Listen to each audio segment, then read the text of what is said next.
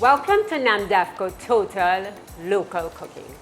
I am Chef Bianca Bianco, and today we will take you on a journey of total, local, healthy, sustainable cuisine.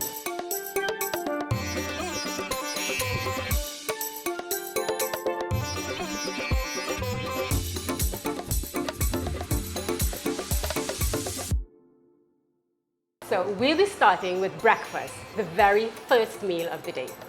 We'll be making a double sweet potato pancake, which is fresh sweet potatoes and sweet potato flour. Starting the preparation for our pancakes, we are going to start with some boiled sweet potatoes. So what I've done is I've crushed the sweet potato.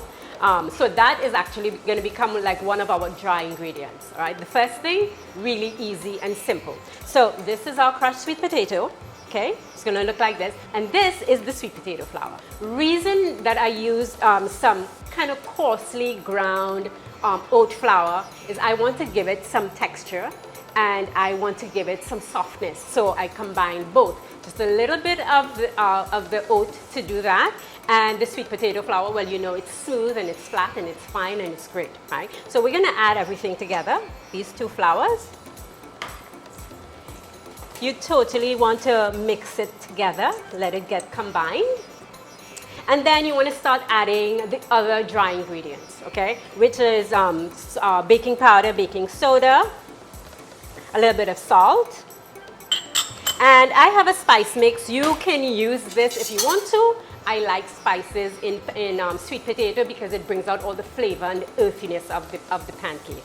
Okay, so I'm going to do, this is a really great tool. It's called the rasp, and everyone should have this in their kitchen. So I'm going to do maybe about 5 or 6 passes of fresh nutmeg because I am kind of opposed to dried nutmeg. I don't know how long it's sitting there, so I really like to opt for this.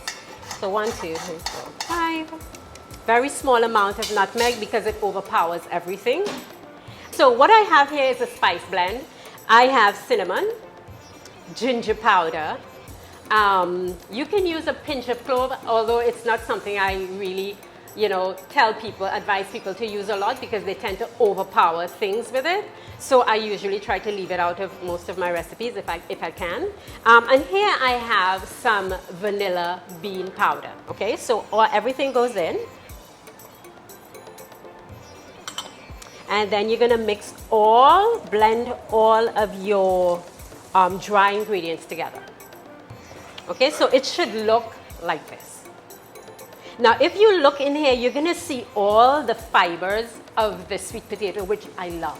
Okay, so for me, that's exciting because it means that it's healthy for me and for my gut, right? So good. Then we're going to together add all of the wet ingredients together. All right. So what I have here is a soured milk. You can use yogurt, you can use buttermilk, but if you don't have that and what you have home is milk, you could totally use that as well. Okay, so it's simply milk with some vinegar, white vinegar in it, so it turns it sour, right? And that adds a lot of depth and it adds softness to the pancake. Okay, so this recipe has 1 egg in it.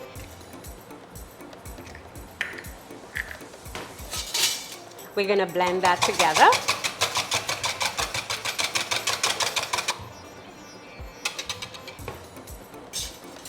And we're going to add the oil. Today I'm using grapeseed oil, but you could totally use whatever you have. If you have coconut oil, whatever oil you have, sunflower oil, anything that you use normally. I'm going to pour this in, all of it. And then I am going to gently stir this. I actually do not want this to be smooth at all. The texture actually comes from the lumps that's in it. Remember, this product is a totally gluten-free pancake that we're making. And with the result, you are not even going to taste, you're not even going to miss the gluten in it. So gently. So this is what's called folding, okay? So I'm actually folding it in and being very gentle with it. Okay? So That's done.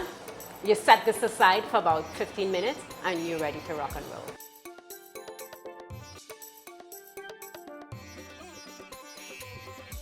So, our pancake batter has been resting for about 15 minutes. It is perfect. It's bubbling. You can see the bubbles, and it's really ready to go.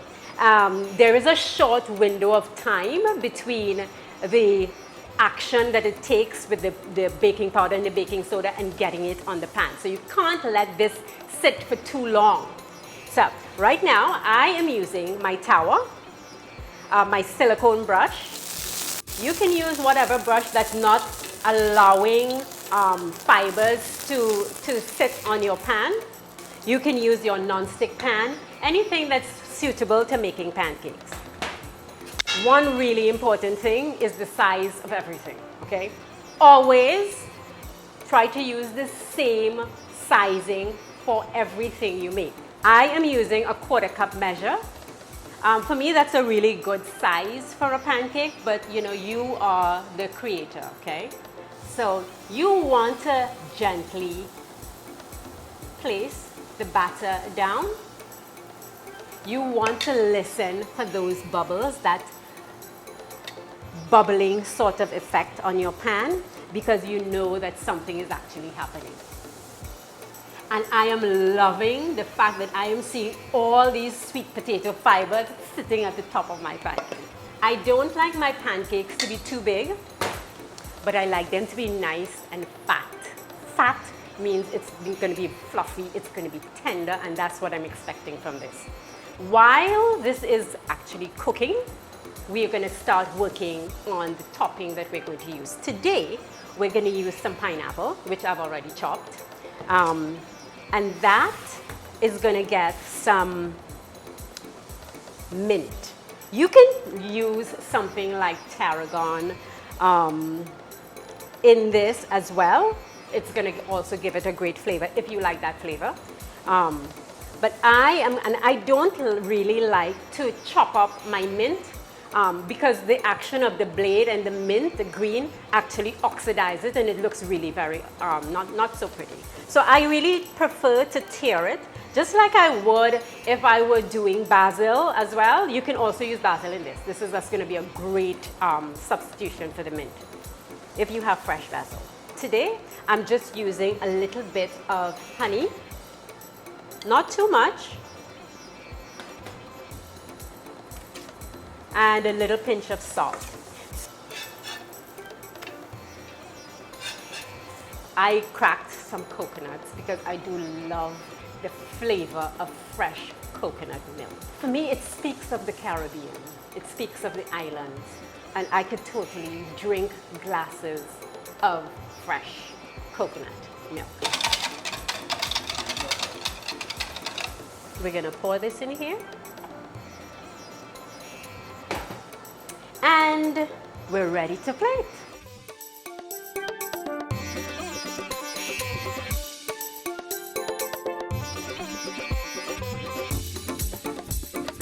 That is totally local, healthy cuisine.